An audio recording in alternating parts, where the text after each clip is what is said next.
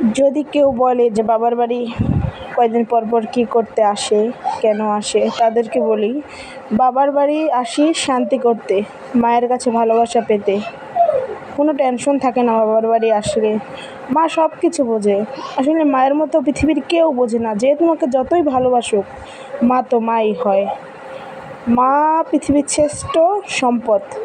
মা যে দুঃখটা বুঝবে, পৃথিবীর কেউ এই দুঃখটা বুঝবে না। বাবার বাড়ি আসি, কোনো টেনশন থাকে না। মেয়েকে নিয়ে আসি, মেয়ের খাওয়া দাওয়া, স্নান সব কিছু মায়ের।